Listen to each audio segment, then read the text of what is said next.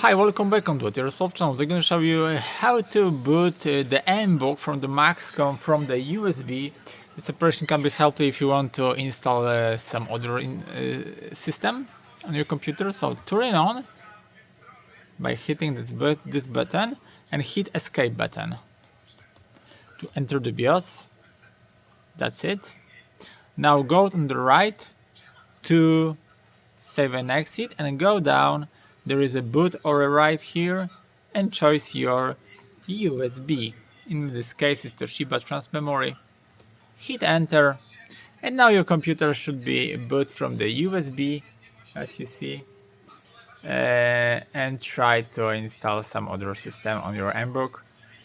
From the Maxcom we're gonna wait and you will see that we're gonna boot not from our system but from the installation in the USB trans Toshiba from the USB port. As you see, the installer is already in.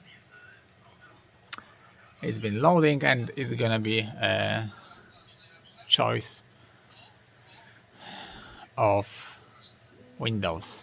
And that's it. So I hope the video is helpful for you. If yes, you can leave a like, leave a comment and leave subscribe and see you by next video. Hey!